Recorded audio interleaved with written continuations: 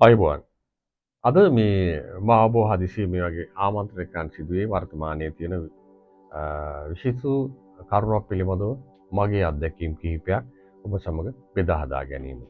වර්තමානයේ ප්‍රධානතම මාතෘකාවක් තමයි නවක වදය දිවිනසා ගැනීම. මෑත කාලයේ විශ්වවිද්‍යාල ශිෂ්‍යයෙකුගේ සිදු මේ දිවිනසා ගැනීමත් සමග නැවතත් මෙම මාතෘකාව කරලියට පැමිණ තිබෙනවා. මේ වරින් වර මේ එනවා. මම පසුගිය කාලේ වසර කිහිපයක් පුරාම මෙවැනි තත්ත්වයන්ට ඒ කියන්නේ නවක වදයට ලක් වූ ශිෂ්‍යයන් ඒ නවක වදය දීමට පෙළඹුණු ශිෂ්‍යයන් බොහෝ දෙනෙකු ආශ්‍රය කොට තිබෙනවා. ඔවුන් යම් උපදේශනයන් ඒ වගේම ප්‍රතිකාරාත්මක සැසි පවත්වලා ඔවුන් මේ තත්ත්වයෙන් මුදවාගෙන නැවත හොඳ මට්ටමේ හොඳ තරුණයන් ලෙස සමාජගත තියෙන. ඒ යම් අත්දැකීම් කිහිපයක් ඔබ සමග කතා බහ කරන්නයි ඒ නිරීක්ෂණයන් කිහිපයක් ඔබ දැනුවත් වෙනත් මානයකට මේ ගෙන යන්නේ මම තමයි. මොකද මේ වෙලාවේ මම දකින්න බොහෝ විට බොහෝ පාර්ශ්ව වලින් තර්ජනාත්මක ලෙස යම් පෝස්ට් පළ වෙනවා, ඔවුන්ගේ අදහස්වක් වෙනවා. මේ නවකවදයේ සිදු කරන ලද පුද්ගලයන් මරණීය දඬුවම දෙන්න අවශ්‍යයි. ඊටත් එහාට ගිහිල්ලා ඔවුන්ගේ ගෙවල් හොයාගෙන ගිහිල්ලා විනාශ කරන්න අවශ්‍යයි. එවැනි මතවාද නීතිය ක්‍රියාත්මක වීම අනිවාර්යයි. යම් කෙනෙකුට හිංසනයක් ඒක නවකද පරණද වදයක් කියලා නෑ, වදයමයි බලන්න ඕනේ. ඒ ගැන. නමුත් මේකේ තවත් බැලිය යුතු පැතිකඩ කිහිපයක් තියෙන බව මගේ මේ පසුගිය අත්දැකීම් එක මා දකිනවා. ඒ ගැන යම් කෙටි දැනුවත් කිරීමක් කරන්න තමයි මම උත්සාහ කරන්නේ. එතකොට අපි මේ කරුණ ගැන බලද්දී මේ දිවි නසා ගන්නේ නවක වදයක් නිසාමද කියන එක අපි හොයන්නේ. මොකද සමාජයේ වරින් වර අපේ ප්‍රතිශතයන් තියෙනවා දිවි නසා ගැනීම එක එක වයස් සීමාවන් වල සිද්ධ වෙනවා. 90 දශකයේ මුල් භාගයේ අපි ලෝකයේම ප්‍රථම ස්ථානයට පැමිණිය දිවි නසා ගැනීම සම්බන්ධයෙන්. මේ තත්ත්වය වෙනවා. එතකොට මේකමද කියලා බලන්න. එතකොට අපි මේකේ දැන් විශ්වවිද්‍යාල ශිෂ්‍යයන් ගැන හිතමු. ඔවුන් දරුවන්ට එහාගේ යම් වැඩිහිටියෙක් බරපතල වයස 18ට වඩා වැඩි පුද්ගලයන්. එතකොට ඔහුට යම් සමාජයේ යම් පිළිගැනීමක් තියෙනවා, අත්දැකීම් තියෙනවා. සමාජයේ යම් වැඩිහිටියෙක් වශයෙන් සලකන වයසක තමයි ඔහු ඉන්නේ. දැන් කුඩා දරුවෝ නෙමෙයි. දෙමාපියන්ට තමුන්ගේ දරුවෝ වයස 60 70 වුණත් දරුවෝම තමයි. නමුත් මා කතා කරන්නේ ඒක නෙමෙයි. සමාජයේ පිළිගැනීමක් එක්ක ඔහු වැඩිහිටි තත්ත්වයක්. එවැනි තත්ත්වයකට ඇවිල්ලා මේ ඇයි මෙවැනි තීරණ. නමුත් අපි තවත් හිතන්න ඕනේ මේ විශ්වවිද්‍යාලවල තේරෙන දහස් ගණනක් අතරින් කී දෙනෙක් දිවිනසා ගන්නවා. ඒ දිවිනසා ගන්නේ මේ නවක වදේ නිසාමද කියන එක හොඳයි. එතකොට අපි බලන්න ඕනේ මේ කණ්ඩායම් දෙකම දිහා. එක මේ නවක වදේට ලක් වෙන තරුණයන්. දරුවන් කියලා මම මේ වචනේ පාවිච්චි කරන්න කැමති නැහැ. මොකද 18ට වඩා වැඩි. උන්ට යම් දැනීමක්, හැකියාවක්, පෞරුෂයක් තියෙන අය. එතකොට ලක් වෙන කණ්ඩායම. මම පහුගිය කාලේ උන් ආශ්‍රය කිරීම මම දැක්ක තොරතුරු තමයි මම දකින දේ මෙන්න මේ ආකාරයට වෙන්න පුළුවන්.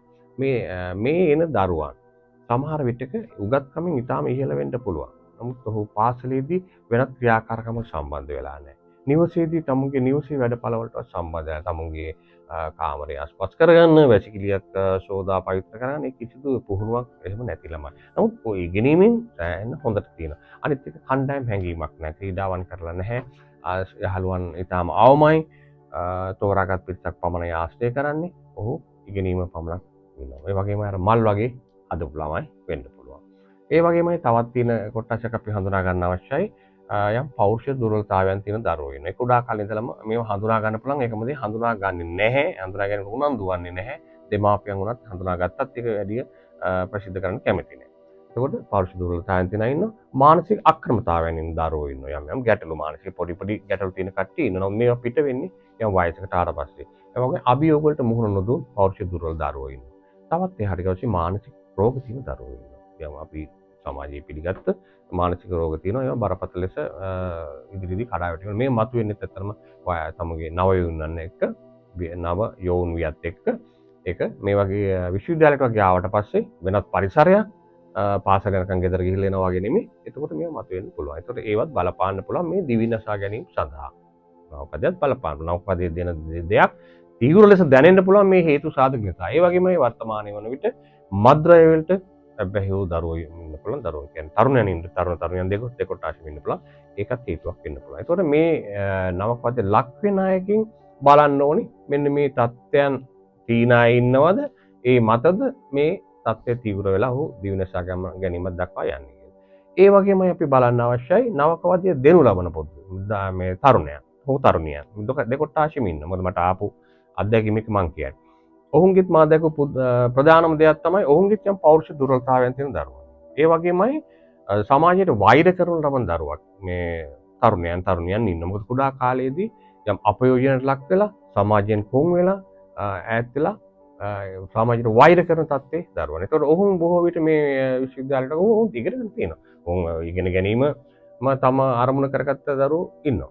ඒ අය එතකොට මේ අලුතින් විශ්වවිද්‍යාලයට තමුන්ට වඩා ඉහළ සමාජ තලයකින් එන දරුවෙක් දැක්කාම එක විශේෂ පාසලකින් ආපු දරුවෙක් දැක්කම සමාජ මට්ටමට වැඩි දරුවෙක් දැක්කම ඔවුන්ට යම් හිරිහැර කිරීම කරන්න පුළුවන්. පලි ගැනීමක් ඒ අර තමුන්ගේ තිබුණු පීඩනේ පුපුරා යෑමක් දක්නට ලැබෙනවා.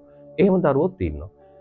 ඒ වගේමයි යම් මානසික අක්‍රමතාවයන් තියෙන දරුවෝ ඉන්නවා. යම් ලිංගික අපගමන චර්යාවන් වලට පුරුදු වෙච්ච දරුවෝ යම් පොඩි කාලේදී අපයෝජන ලක් වෙච්ච දරුවෝ ඉන්න පුළුවන්. එතකොට ඔවුන් යම් හිංසනයක් කරන්න පුළුවන් ලිංගිකත්වයේ පැත්තේ තමුන්ගේ නවකයන්ට.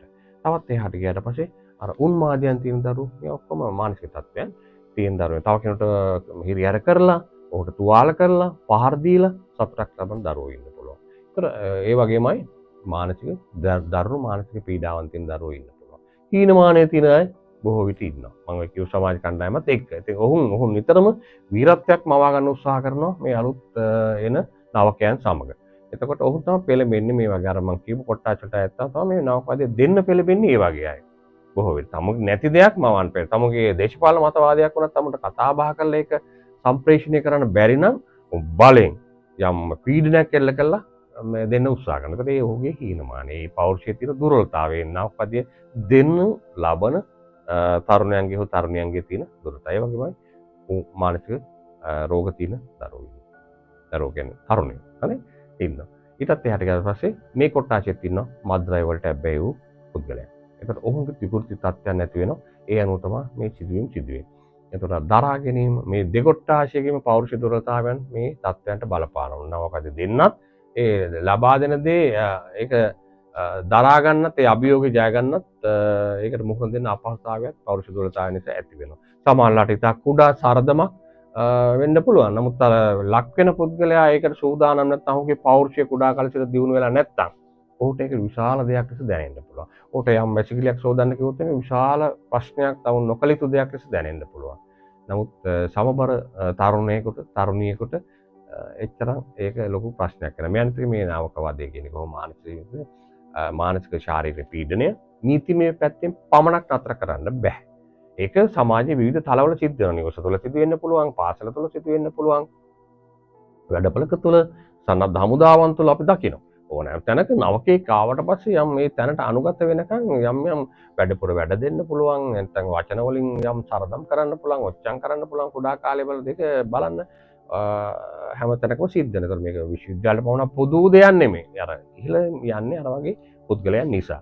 ඒ වගේමයි මා ඉල්ලීමක් කරනවා දෙමාපියන්ගෙන් තමන්ගේ දරුවව හඳුනා ගන්න. පොතපතටම තල්ලු කරගෙන යන්න එපා. ඔහුට සමාජගත වෙන අවස්ථාව දෙන්න. යහළුවන් ආශ්‍රය කරන්න, ක්‍රීඩා කරන්න, සමාජ අත්දැකීම් ලබන්න අවස්ථාව දෙන්න.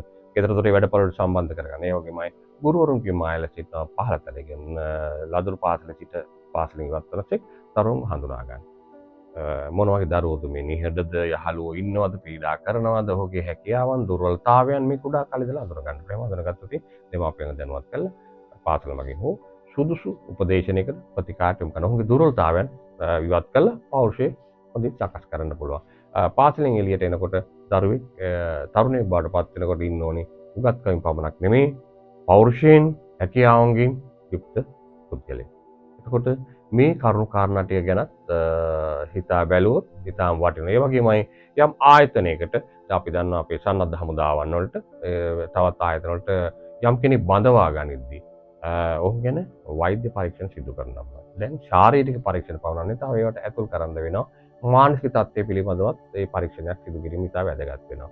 ඒක විශ්වවිද්‍යාලවලටත් පොදුයි. සමහර පාසල් වලත් බලනවා සාමාන්‍ය කාලෙත් අපේ අහනවා මේ එන්නත ගත්තද ගුරුවරයා අහලා එවනවා. යම් රෝග පීඩා තියෙනවා ඒ සාමාන්‍ය දකින්න දේවල්. නමුත් එතනින් එහාට ගියාම මානසික තත්ත්වයන් ගැනත් මේ වගේ විශේෂයෙන්ම විශ්වවිද්‍යාලයකට වගේ පැමිණෙනකොට ඔහුගේ මානසික තත්ත්වය සොයා බලන්න.